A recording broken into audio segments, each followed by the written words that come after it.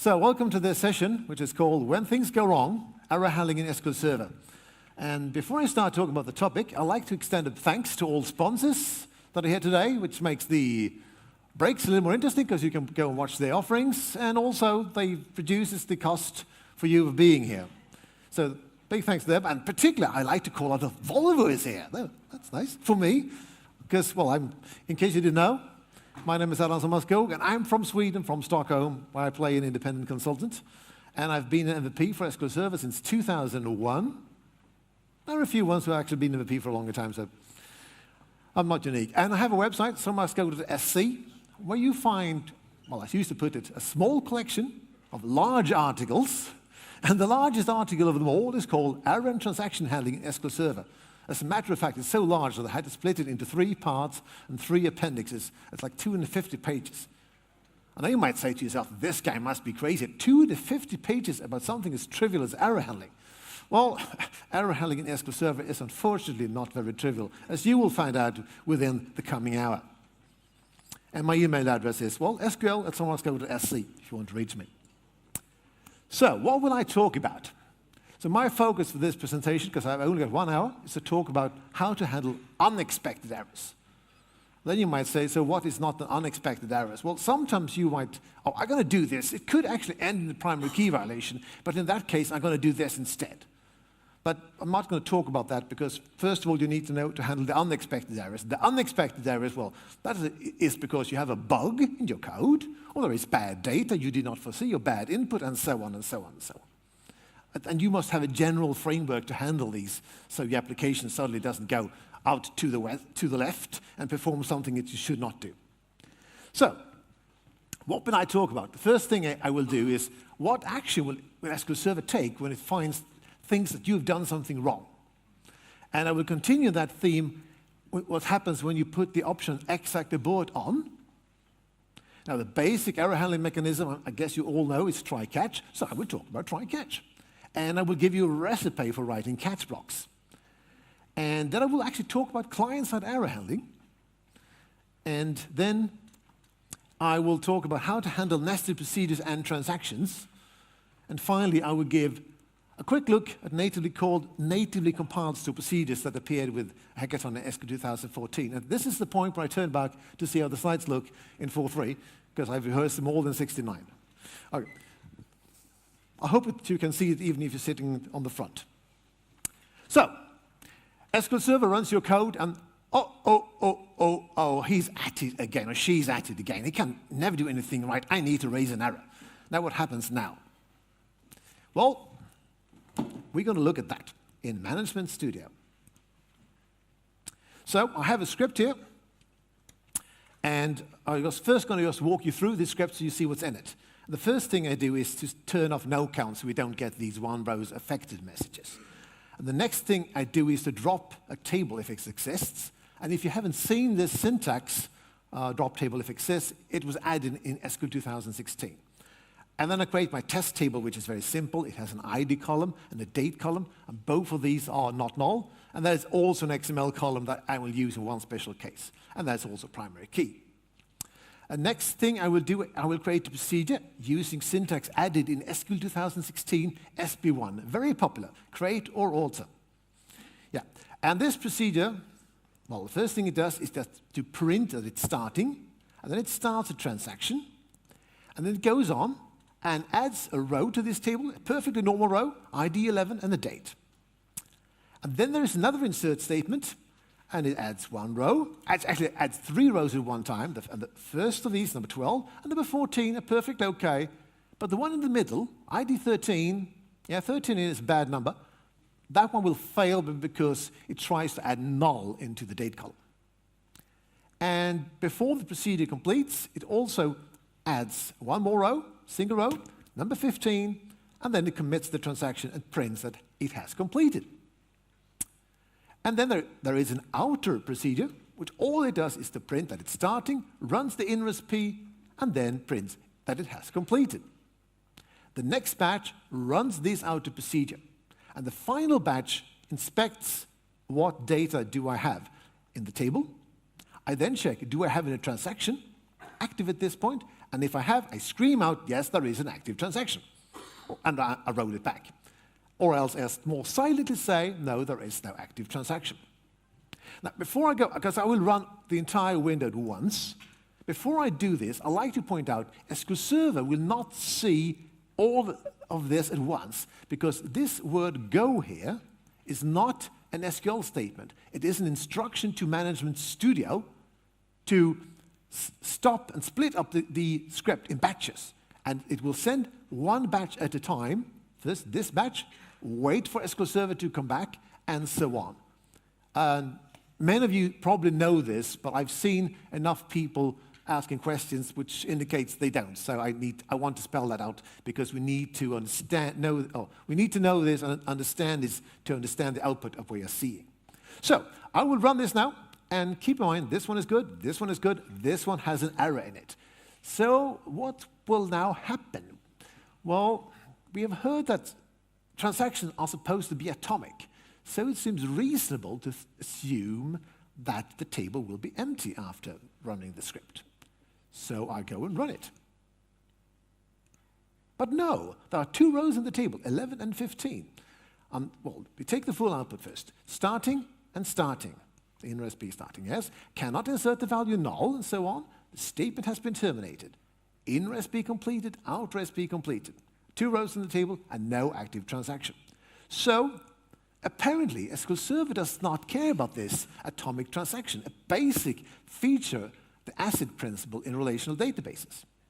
Now, what is atomic in SQL Server are statements. So 11 and 15 are there, but not 12 and 14, because statements are atomic.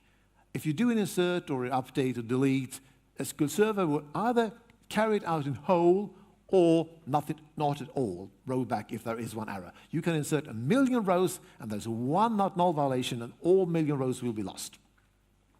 But if you have a multi-statement transaction like here, no, SQL Server continues on the next statement, and the transaction is committed. So I will comment out this row, and I will then take out this row instead. Oh, again an error, but now it says bad date. So this will cause a different error, conversion error. Well, that shouldn't matter, should it? Well, it did. Starting, conversion failed, and that's it, no completed. That is, and now there are no rows in the table, and no active transaction. So this time SQL Server said, oh, really bad error, really bad error. So this time SQL Server aborted the batch and rolled back the transaction, and we got the atomic thing that we expected. So I will comment out that one, I will comment out that row, and then I got this one up my sleeve. Now the error is that the table does not exist. So I'll go and run this, and oh, a whole bunch of errors. Starting, invalid object name, no such table. And then there is message 266. Transaction count after execute indicates a mismatching number of begin and commit statements. Previous count 0, current count 1. And out recipe completed, and then we get this message 266 again. And there's one row in the table, and after the test, there is an active transaction. So, what happened this time? Well, SQL Server arrived at this statement and said, oh, what a bad procedure. It refers a table that does not exist. I don't like this procedure. I don't want to run it anymore. But then it said, no, I don't think this error is so bad that I should stop execution or roll back the transaction. No, I will be a nice guy and continue execution down here after the exec statement. And this guy does not know about the transaction started, so it does not roll back the transaction. So we are left with an open transaction, which could be really bad, because I could, if I did not know about this, I could keep on assembling locks, doing updates, and then at some point I might do a rollback and lose my updates, and while I'm holding the locks, I might block other users. These orphan transactions are really painful. And yeah, for this error, in fact, I should explain that a little more. This error you get if you enter a transaction, enter a procedure with, let's say, an active transaction and you roll it back, or vice versa. You enter a transaction without one and leave it with an active one. You get this error 266. And I got it twice because it happened in both procedures. So, oops. Have we seen it all? Here we have the semicolon throw statement that was added in SQL 2012. It permits us to raise a user-defined error. I have to give a message number, which has to be 50,000 or more. Then there's a text of the message, and I have to give a so-called state. So I run this. And starting, I'm throwing an error, one row in the table, and after the test, there is an active transaction. Because for this error, what happens is that SQL Server aborts execution of the batch. The entire batch is aborted, but the transaction is not rolled back, it's left open.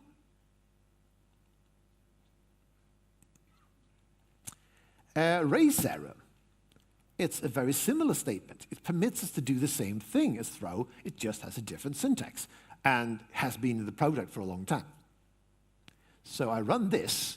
We could expect that it would behave the same, but it doesn't. Starting, I'm raising an error. Completed, 4 rows in the table, because I've commented all those bad 13. So with raise error, execution continues on the next statement. Now when you see these kind of things, that's when you think SQL Server is designed for maximum confusion. So our next test is an update statement, which is a little more complicated than the others, and this involves the XML column. But I can tell you, you're not even seeing all of it, and that doesn't matter. Just believe me, this is a perfectly normal, okay update statement. It should complete successfully. So I'm pressing execute, and it takes a little while. And we can go over to this window and see what happens. And you see, oh, apparently it didn't, because we got an error message. We did not even get the final results. And you can see up here, we can, if I, well, let's see if I can do this. Yeah, maybe. Not connected. So, you see here is the message 3624. Level 20, a system assertion check has failed, and then there is a long thing going on. The important is this, level 20, if that error message has a severity level of 20 or higher, SQL Server will just cut the connection entirely. And there is a second message that tells us basically the same thing, and then there is this message 20,054, which I can reveal is not an SQL Server message. It comes from the network layer, actually. Things get a little messed up here. But anyway, and what this is all about, it's actually a bug in SQL Server. So that's why things go wrong. And also that bug has been fixed in a later build. But for the purpose of the demo, I'm using the build which has the bug. So that can also happen. Your connection gets cut. And then I have this statement here, wait for. You might think here, okay, wait for delay 1 minute. What could go wrong with that? So I guess you think, he's going to talk now for 1 minute about, well, wait a minute, it stopped. And there is an error message. Execution timeout expired. The timeout elapsed prior to the completion of the operation, or the server is not responding. So for some reason, SQL Server is so fit to quit this after 5 minutes. But wait a minute, was it that really SQL Server? Message -2. Now, does SQL Server really have negative message numbers? As a matter of fact, the lowest message number in SQL Server is 21, what I can see. No, this message comes from Management Studio itself, or more precisely, maybe SQL Client, the client API. And the reason this happened is that I've done this in the query options. I've configured an execution timeout for the purpose of the demo for 5 seconds. Now, that's sort of odd thing to do, you may think. Why would I do that? Well, in Management Studio, normally waits forever, no matter how long the query runs. But the default behavior for a program written in C# using ADO.NET, or basically any other client API in any other language, is that after 30 seconds, you will get a message akin to this one, timeout expired. There's some few exceptions to APIs that don't do this, but most do this. In my opinion, that's a hole in the head. And the reason this is a hole in the head is this, or one of the reasons. You see here, 1 row in the table. After the test, there is an active transaction. Now, because what happens is, at this point, is that the client API also tells SQL Server, stop doing what you're doing. it sends a so-called attention signal. And so SQL Server complies. It rolls back the current statement. So if it would happen in this statement, it would not leave one row inserted. It would either be 0 or 2 rows. And there's one more way I can achieve this. I can press execute and then press this red button. Query is cancelled by user. And if I run this last batch, you see there's one row in the table. The red button has the same effect as far as SQL Server is considered. It sends an attention signal. So this completes the first round of looking at this. But I'm going to uncomment that one, so we get back to the starting point. And then I get to the top. There is this command, set exact abort on, which changes the rules. So I'm going to run this again, and now it's the not null error. Last time, we got 2 rows in the table. But this time, there are no rows in the table. You see, there's no completed messages. The effect of exact abort on is that it makes the error, this error, to abort the batch and roll back the transaction. Not surprisingly, the bad date behaves the same as before. Up there, I need to click. Aborts the batch, rolling back the transaction. And, well, we can take these. No such table. And now this time, this error also aborts the batch and rolls back the transaction. So we get more consistency. And the throw then. Also this, no, wait a minute. Well, it is the same behavior except that I forgot, sorry. So, yeah, throw also have the same behavior. Now, when exact abort on, the transaction is also rolled back and we do not get this orphan transaction. So then we might expect race error to do the same, but SQL Server is designed for maximum confusion. So now race error doesn't care about exact abort on. On race error, execution always continue even when exact abort is on. I'm going to skip that update because that one behaves the same. But the wait for, though, is interesting. I'm going to run this, and then I'm going to talk about something for 5 seconds. Waiting for it to complete. Yeah. And you see, this time, there are no rows in the table. So, when exact abort is on, and you get this attention signal, SQL Server also rolls back the transaction. So, to summarize what we have seen so far, the default behavior that what can happen is when exact abort is off, is in terms of how severe the action is, SQL Server can close the connection. It can abort the batch and roll back the transaction. It can abort the batch without rolling back. It can abort the scope and continue on the caller. And it can roll back the current statement and continue on the next one. And then you may ask yourself, well, is there any pattern? Why does all these things happen? Well, closing the connection, I already touched that.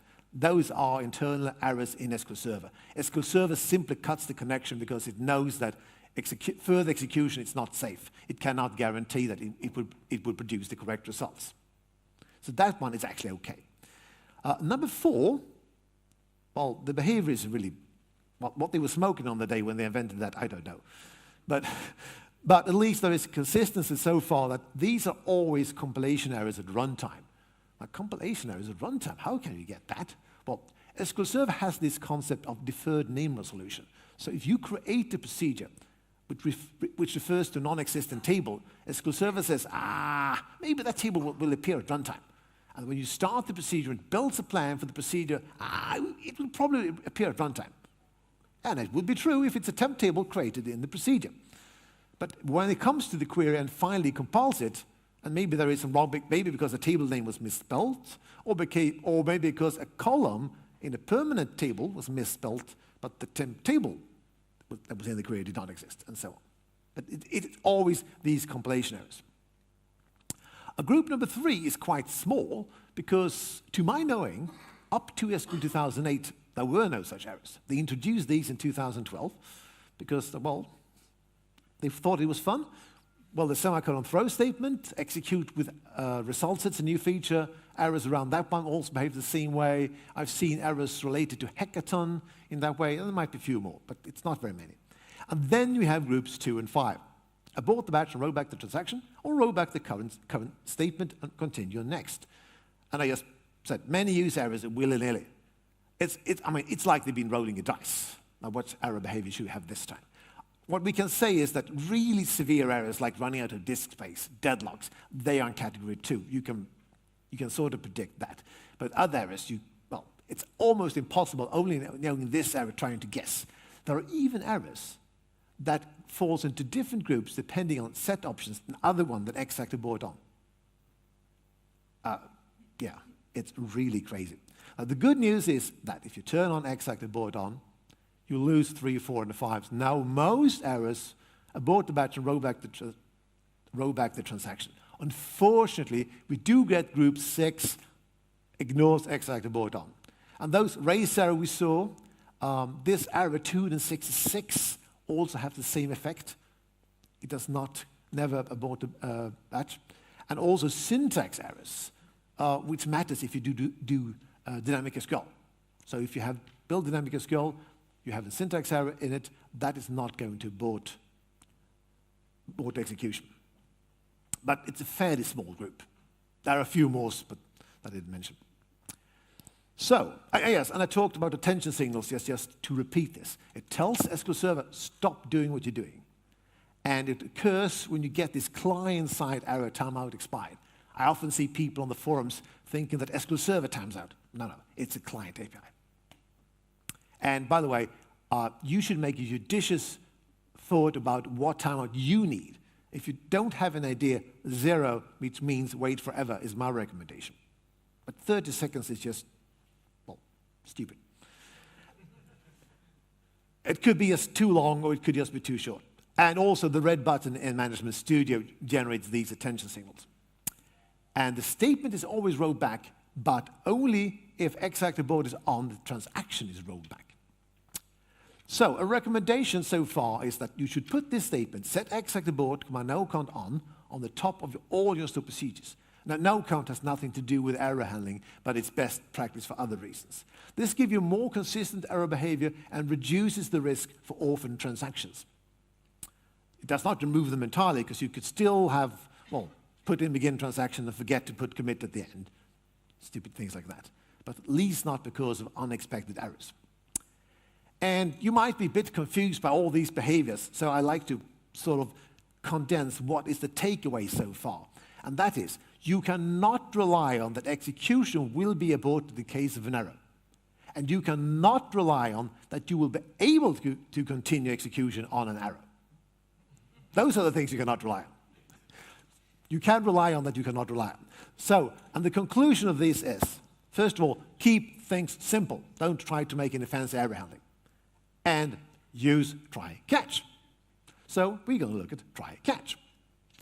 And the basic mechanism, I would expect most people know, since it exists in other languages as well, is if there is an error in the try block, execution is transferred to the catch block. So we're going to look at this using the same table as before. And what I've done is I added a try block here in the procedure, and I've added the catch block, which is kind of odd, this catch block, because I do this for exploratory purposes. So it prints that an error is raised and the text of the error message. And then I commit the transaction. Very, very odd thing to do in a catch handler. But I do this to test what happens. And exact abort exact abort will be off in the first round. And then I just print it out that I'm exiting the catch handler. And in difference to the previous batch, I'm running the inner procedure directly and print out that I've run it. And then there's also the outer procedure, which is the same as before on the same catch handler. I will use this one for one test. So I will go and run this, and now it's not null error. And yeah, I have the same select at the bottom here as before. I go and run this, starting, raised error, cannot insert the value null, exiting catch handler, and after InRSP, one row in the table and no active transaction. Now, at this point, this is not surprising that there is one row in the table, because since I'm doing this commit, so that is quite expected. Then I'm going to change this to the bad date. And I expect maybe this to behave the same. No, I got a whole slew of error messages. Starting, raised error, conversion fail. And then I get, the current transaction cannot be committed and cannot support operations that write to the log file. Roll back the transaction. Exiting catch handler. Message 266, try and count mismatch. After ingress P, and then it says, uncommittable transaction is detected at the end of the batch. The transaction is rolled back. No rows in the table and no active transaction. So, why did this happen? Now, the story is this. If the error would, on the normal, without try-catch, I should say, if the error without try-catch would have rolled back the transaction, it now, as they call it, dooms the transaction. And the doomed transaction is exactly what that error message said. It cannot be committed. You cannot do anything. The only thing you can do in that transaction is to roll it back. And the funny thing here is that you might think that this message that says so would be an error that aborts the batch and rolls back the transaction. No. It only rolls back the current statement because SQL Server really thinks we should hold the axe ourselves. But, however, when we come down here and the batch exits, SQL Server says, okay, it will only be a mess if this transaction is left open. So, yeah, I will roll it back anyway. So, we could test throw. And I run throw. This time, starting, I'm throwing an error, exiting catch handler, one row in the table. So this time, we could commit, catch the error, and commit. And raise error. Yep, starting, raising an error, exiting catch handler, one row in the table. So that works nice. And can I catch this thing that closes the connection? Well, we can at least try. I need some patience, because it takes a while. Yeah, and this, you see the output now this time. Yeah, should never happen. Should never happen. That's, well, I mean, what they've done actually is that in the code, if they arrive to this place, they know that something is wrong. That's good programming, actually, because if they did not have that one, they could go on and make even more damage. But as you could see, no, we could not catch this error. And since I get the occasion, I like to point out that this message, 0, is for Management Studio, and it says a severe error occurred on the current command. The result, if any, should be discarded. Often when you get these errors, this is the only thing you see. And when you see this error, you can, okay, something bad happened. Usually bug in SQL Server. Could also be corruption. Look in the SQL Server log for more information. So now we could not catch that one, and that makes sense. And can I catch this error? The execution, the client timeout. Let's see. Yeah, maybe. No, I could not. And of course, I cannot, because the error, the catch handler is down here in SQL Server, and the error with the timeout is up here in the client. So that makes sense. And I cannot catch these attention signals. Now, yeah, you might have noticed that I did not press this one. So yeah, I can do this, I guess. But it should work just like the other ones. No, it did not. Because after the test, there is an active transaction. No, in the valid object name, no such table. Try and count mismatch, but nothing, no trace of a catch handler. We could not catch this error. Or can we? Let's see if we comment out this guy and try the outer procedure. Maybe that, let's see if that one can catch it. Yep. Outer SP starting, inner SP starting, outer SP raised error in valid object name, and now the row is committed. But you cannot catch these compilation errors at runtime in the scope, in the procedure where they occur. I have reported this on Connect, someone else has reported it Connect, and they have closed it by design. And I don't understand that design. Or unless, of course, it's designed for maximum confusion. It might be that. It might be that. Okay, so I'm going to restore things back to where I were with the not null error. And as you might guess, what is going to happen next is that I'm going to turn on exec abort on. And you were right. So I'm going to, now we have the not null error. I'll run this. And you see, starting, the current transaction cannot be committed and cannot support blah, blah, blah. No rows in the table and no active transaction. Because now, with exec abort on, the error would have rolled back the transaction if there had not been try-catch. So now this error dooms the transaction. And this error also directly aborts the batch. So we do not get this flood of error messages. The bad date. Things don't change, of course. No, same output. We can test throw. Semicolon throw. Yeah, the same behavior. Starting, throwing an error, the current transaction cannot be committed, and so on. But race error did not care about exact abort on, so I guess we can catch that one and commit. No, we cannot, because it's as simple as this. If exact abort is on, the transaction is always doomed. So, to summarize what we've seen about try-catch. So, you come into the catch block, and you may be able to continue, but the transaction may be doomed and must be rolled back. And if the error would have rolled back the transaction without try-catch, it is a dooming error. And that's perfectly reasonable for a deadlock or resource errors like running out of disk space, but maybe less so for, like, let's say, conversion errors, where you may want to try something else. But that's the way it is, and transactions always doomed with exact abort on. And as we saw, not all errors are catchable. We cannot catch these errors that close the connection. Well, makes sense, because after all, SQL Server has lost control, do no longer know what it's doing. And you cannot catch compilation errors in the scope they occur, but you can catch them in outer scopes. So if you're doing dynamic SQL in your procedure, and that one has a compilation error like non-existing table, that you can catch in the procedure, because that's a different scope.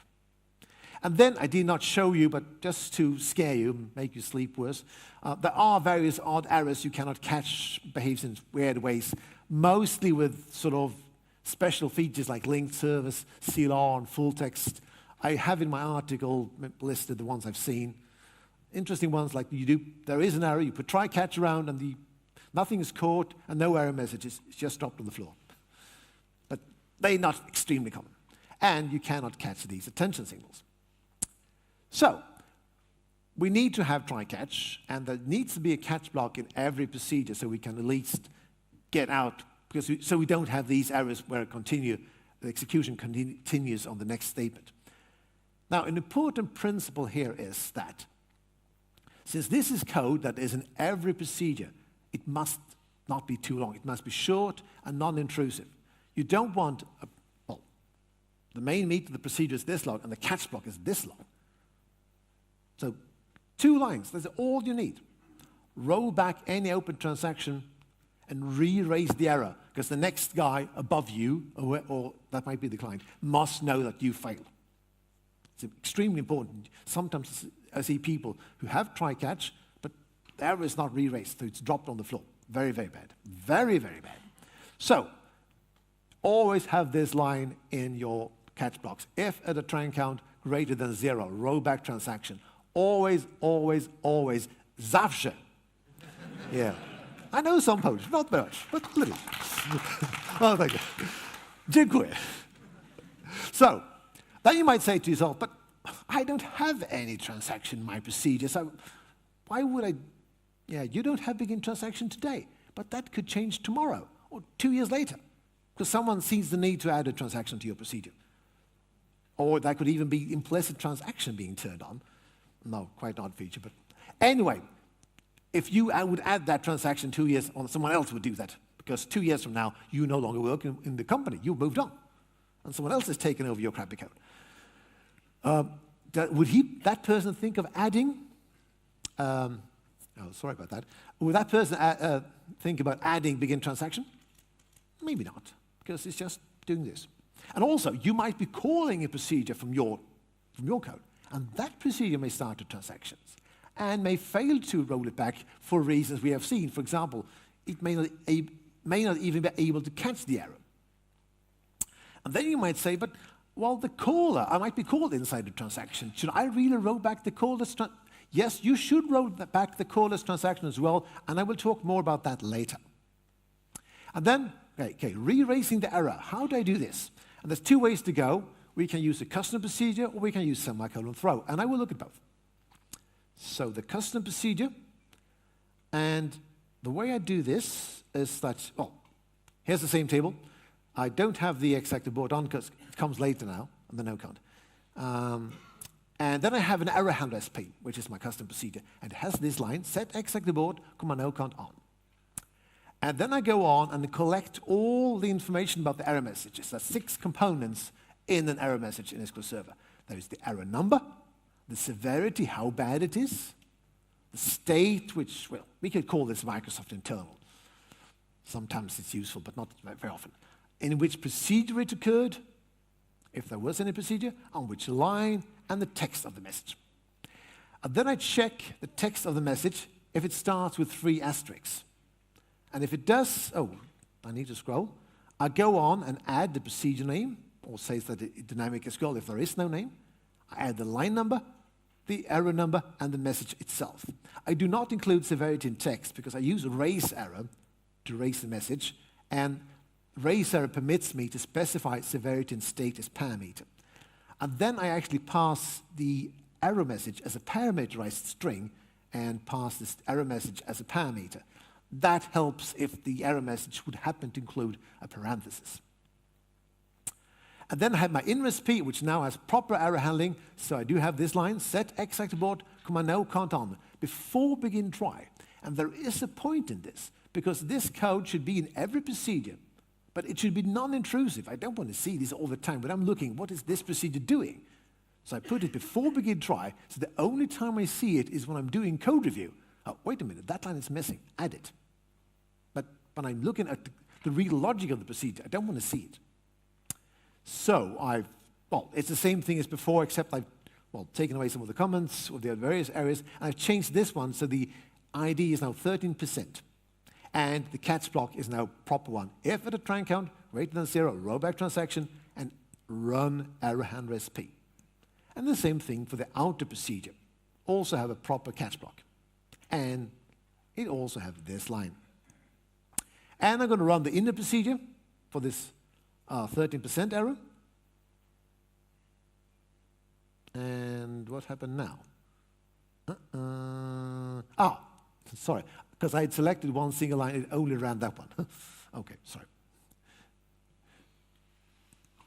Okay, so we say inner SP starting, message 50,000, that comes from raise error, I cannot change that. It's always 50,000.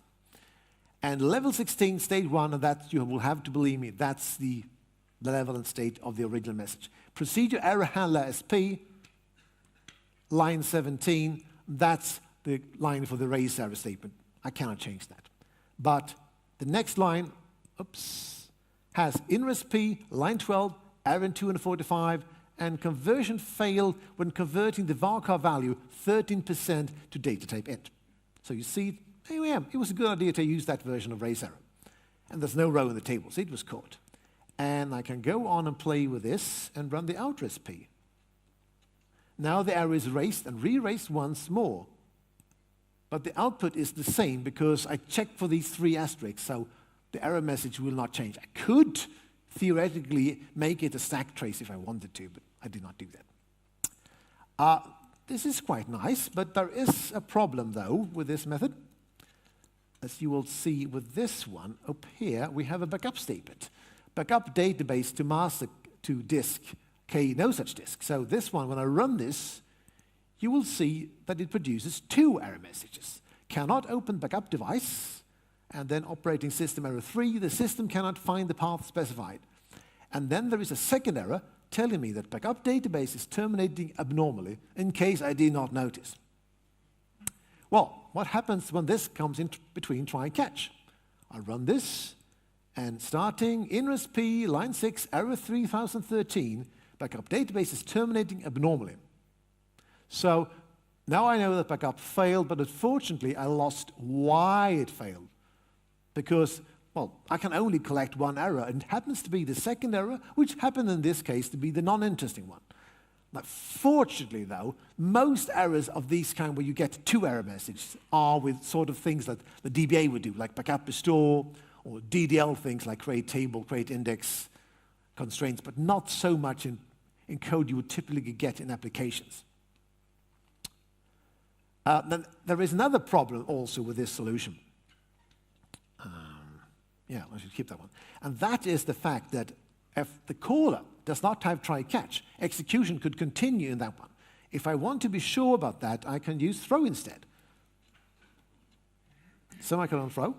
And then throw does not permit me to specify the severity. It's always 16, so I just add that to the error number, because I can specify the error number and the state. So I run this, and this time, well, it's the same behavior. Yes, I should do this with the other one. That's more fun. I do this with the percent error. Oops, no text at all. Because throw does not accept you cannot parameterize the error message throw. Nevertheless, throw looks at the semicolon. Oh, sorry, looks at the percent character. So it still performs replacements. You need also, if you do this, you need to replace the percentage character with double percent. And now, yeah, we get the complete message. It's not extremely common that you have error messages with percentage character, but if you're writing a common error handler which is used all over the place, such things become important. Well, then we got the semicolon throw statement we can also use in our catch handling. So I'll go directly down to the catch block. If at a tran count greater than 0, rollback transaction, semicolon throw without arguments. This form of throw can only be used between begin catch and catch. It has the same effect, it aborts the batch, but will not roll back in open transaction. But that's not a problem because we have this one. And of course, there's also exec abort on up here. So in that case, it will roll back the transaction. I'm going to run this. And the nice thing is now that it says message 2 in a 45, level 16, state 1, procedure in SP, line 12, which is the line where the error actually occurs. And conversion failed and so on. 13%, no problem with percentage character this time.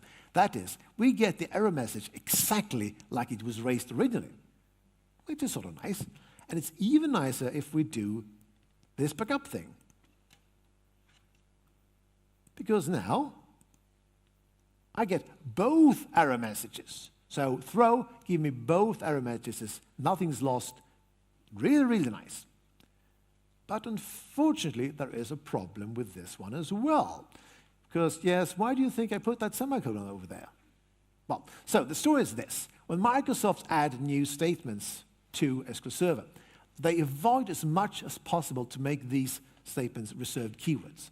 Because maybe you were on 2008 and you wrote a procedure called throw. And there is a procedure which says exec throw. You upgrade to SQL 2012 and now that's a syntax error. Well, you don't really like that. You get angry. You call Microsoft. Well, what are you? So, yeah, Microsoft don't like those phone calls. So instead, you have to put a semicolon before that statement. Or actually, well, Microsoft says, they say, you see, I don't have semicolons at the end of my statement. Microsoft says that it's deprecated. I should really do this. Put semicolons there, put semicolons there, I have it there, and no, I should not put it there because this is a syntax error. You cannot have semicolon after entry. So that's what they think you should be doing. But the problem with this is that if you do this, you might even have the habit of doing this. Good boys. I'm not doing this because there's no way to enforce this, so I don't trust myself, so I just skip it. I'm an old fart, that's just why. But the problem, even if you have the habit, it's easily just filling around the editor, you happen to delete this one. Well, then you might say, well, who cares? This is a syntax error, so I will be told.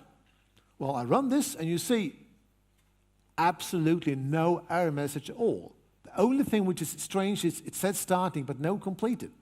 But no error message. Uh-oh, what happened? Well, I can comment out the backup database, and now it will fail inside the transaction. There is an error message, but not the one we expected. Cannot roll back a throw. No transaction or save point with that name was found. Uh-oh, what's going on here? Well, the story is this. Oh, boy. Sorry. No, I still haven't learned the keyboard So this this statement is actually perfectly legal syntax. And what it means, I will show you a few slides later on. So that's why I think you should put it this way. Put the semicolon before the throw so it really stands out. You can really see it. And if you don't see this in a code review, your eyes is going to hurt. You're going to yell out, oh, put in the semicolon. It doesn't matter whether it's up here or not. You really need to have it here if you're using throw. And sort of, that's why I like you to think of the statement as semicolon throw to avoid this. So, we looked at two ways of re-raising the error. And then you might ask, when would I use one or the other? Well, first of all, if you're on SQL 2005 or 2008, you use a custom procedure because you don't have a throw. And you might want to, well, have some custom behavior like logging the error to a table. We do that in our system. And you are really scared of this semicolon trap, so no, I don't want to use that. Then again, throw also has its advantages. First of all, it's simple, certainly, very simple to use. And all error messages are preserved as is. Definitely not bad, really good. And, well, make sure that the execution is aborted. You can achieve that in the custom procedure if you use throw rather than raise error. So, let's move over to the client. Yes, we need error handling in the client. And first this, when the client calls SQL Server, you must check, depending on, well, the language and API and so on, but you must check, was there an error? And if there was an error, you should always react with, if at a tran count greater than 0, roll back the transaction. There's one exception to that rule, and that is if you have started a transaction on the client level through a transaction object, then you should use that transaction object. You need to do this even if you have exec abort even if you have exec abort on in the procedures, because, well, you should not rely on, the client should not rely on that the server is doing its job and vice versa. Each component should make sure that things are cleaned up. And also there could be an error with begin commit and so on. And there's one more thing to say about the client. Make sure that you get all result sets. Now, what do I mean by that? Well, here's the next demo. And for those who are entirely SQL people, don't be shocked. This is in C#.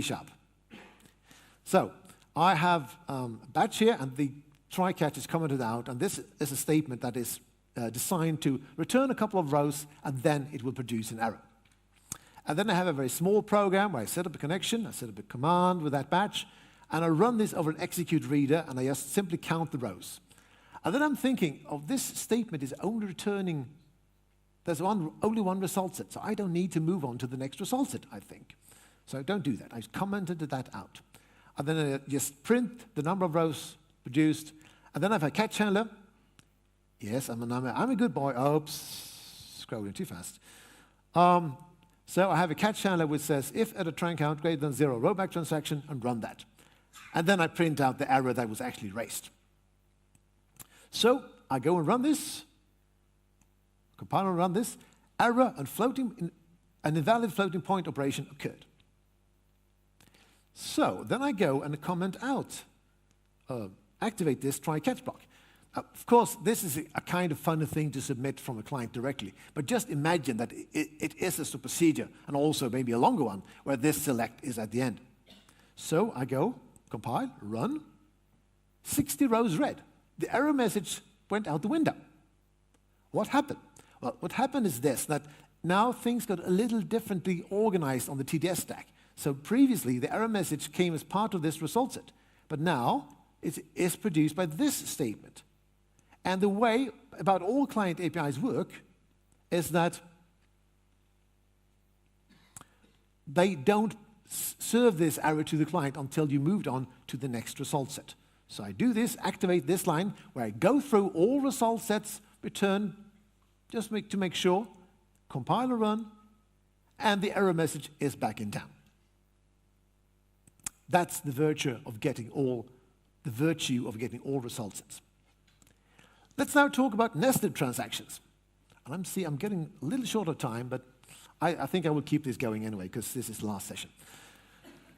It would not take too long. I think Greg ran over with a few minutes as well, so I can do that. So the nested transactions, well, And I put that in quotes because there are not really any nested transactions. You say begin transaction, and the transaction starts. And then maybe in the nested procedure, you say begin transaction again. And all that happens is that the tran count is incremented. And then I say commit transaction. Nothing is committed at this point. All that happens is the tran count is decremented.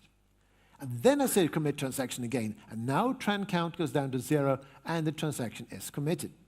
Now, where does rollback fit into this? Well, rollback always rollbacks everything, no matter whether it comes here, here, or here. It pulls the rug entirely for the transaction and brings down transaction to 0. Oh, sorry, tran count to 0. Now, let's say we have nested procedure, and I talked about that earlier. I have an outer procedure that starts the transaction. I have an inner procedure that also has its own transaction to be atomic if it's called separately. Now, the inner procedure fails. Now, we might think, should that one really pull the rug for the outer procedure? Maybe the outer procedure would like to take an alternate action. Yeah, no, it should not roll back the outer transaction. However, we are an SQL Server, so we don't have much of a choice. We have the choice of rolling back everything or nothing at all, but we have failed to fulfill our contract, so not rolling back is not an option. We have to roll back everything. We don't have any choice. Now, someone might then whisper in your ears, "There's save points, save points." So I'll need to talk about save points, just in case. What you can do, in theory, in SQL Server, you can say begin transaction, and you can give it a name, mytran, and then you can do the first part. Then you can say save transaction, my save. Do the second part, and roll back transaction, my save. What happens now is that this part is rolled back, but the first part is still active, can still be committed. And yes, I could call the transaction or the save point throw if I want to, so that's why you have that syntax. Because this is much older than the throw statement. But they should have disallowed this, but they missed it. Well, anyway, going back to the idea, is this not useful for the scenario we saw on the previous slide? It may sound like that. Save points are useless. Why? Because you cannot roll back to a save point when the transaction is doomed. And I have told you to have exactly brought on, so the transaction is always doomed. Now, and even if you were to listen to me and run with exactly board off, well, you can only roll back on sunny days. The rainy days, the batch will be aborted because you got such an error. So it's sort of useless. And also, it's not supported within distributed transactions. Well, I don't do distributed transactions. The thing is, you cannot tell. I mean, someone might, on the other server over there, might get the idea to call your procedure. You cannot even check whether you are in a distributed transaction. What I can tell is the error and the way it happens when you do this. I've done this, and it was painful, really painful. We had to use Profiler to find out what was going on. Now for something entirely different. Natively compiled store procedures, introduced in SQL 2014 as part of Hackathon or in-memory OLTP. So Microsoft started here with a blank page. They can do everything from scratch, no legacy. And amazingly enough, they did it right. So the first thing to observe is this. You have to say create procedure with native compilation, and you also have to say schema binding. Schema binding means that if this procedure refers to something that does not exist, you will get an error. And if you create the procedure and you try to drop something the procedure is referring to, you will get an error. So you cannot even get compilation errors at runtime. No deferred name resolution here. But what is really interesting is this thing, which is mandatory, begin atomic, and then there is a mumbo jumbo we don't care about here, and end. If the transaction comes down to the end, because this is a scoped transaction, if execution comes down here, the transaction is committed. If it exits with an error somewhere on the line, it is rolled back. And a little more about this. So first of all, a procedure and a transaction, that's one-to-one. You cannot nest these atomic blocks, at least now, not for now. And also, because if there is an error, that aborts the procedure and rolls back the transaction. You only need try catch if you expect a certain error and you want to handle it. But you don't need it as a matter of routine. And these guys, these are not permitted. Actually, that's quite a few things that are not permitted in Hackathon procedure because they have not implemented everything yet. But these guys do not even make sense. Now, even more interesting is this. So the outer procedure calls an inner procedure. Now that defines an implicit save point. They were useless. You said, oh, wait, hang on. So, and that in the procedure has an error. It's not caught, and the transaction is rolled back to that save point. And now for the really cool thing. In Hackathon, transactions are only doomed when there's a good reason to. Because of, for example, running out of memory, resource errors, or concurrency error, it read a row, someone else updated it, and now you try to update that row. You can't get a deadlock because there's no locks in Hackathon. But some other concurrence errors you can get. There are a few of them. They doom the transaction because it doesn't make sense to continue. And also, exact abort on has no effect. In short, this is how error handling should have been in the entire product if they only have did it right way back in the 1980s in California at Sybase, who are to blame for some of the weird things we have seen. But Microsoft has added quite a few funny things to themselves. So I'm coming towards the end.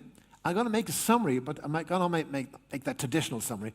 I would talk about aims and means. So what do we want to achieve with our error handling, and what are the means to do that?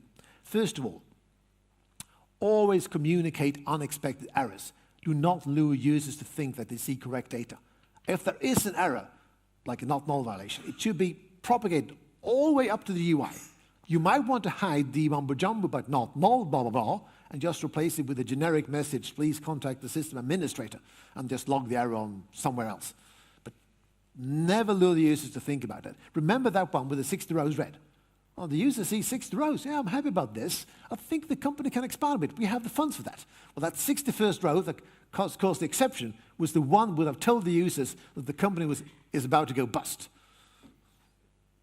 So that can be very, very important so the users do not make incorrect decisions. And the aims and means, the means to achieve this is to re-raise the error and get all result sets. Also, we must abort execution on unexpected errors so we don't go and persist incorrect data. Set exact abort on. If at a try count rollback transaction, so anything that has been written is rolled back, and re-raise the error so the next guy knows that, yeah, something went wrong. Prevent orphan transactions. If you haven't seen these, you should be happy. They are really painful. We had horrors because you have just locks assembling and so on. And then everyone is screaming, and one user is happy can continue until he logs out. Where did my updates go? Again, set exact abort on. If at a try count rollback transaction, also in the client code. And finally, do not lose the original error message. Because if you don't have the original error message, its troubleshooting becomes very, very difficult. All you see is an error message from the error handler or something like that, or a generic error. Or we saw a few examples of these. We lost backup restore. Fortunately, that is one we might have to live with, but it's not good. We saw the blank error message with throw because of the percentage character, and even worse, the worst thing of it all, semicolon throw. We lost the semicolon. So, things here. Keep it simple and watch out for the semicolon trap. So if you write a custom error handler, don't make it too fancy and test everything of it. You don't want an error message from your error handler. Well, that was all for me. Well, I'm still, if you ask questions, I'm open for these. But my name, Erland Sommarskog. My email address is sql@sommarskog.se. At my website, sommarskog.se/present, you find all the scripts and slides for this presentation. And if you would read the full story, it's down here. Sommarskog.se. Well, you can just go to sommarskog.se and then you will find the list of articles. And the part one, that's a short one, 12 pages. The second one and third one are much longer. The third one has quite a bit of extensive examples, and the appendixes covers special things like link servers and CR and things. And yeah, once more, I'd like to thank all sponsors. And if you have questions, or you all want to go to the party. Yeah, let's go to party. Yeah. Thank you very much.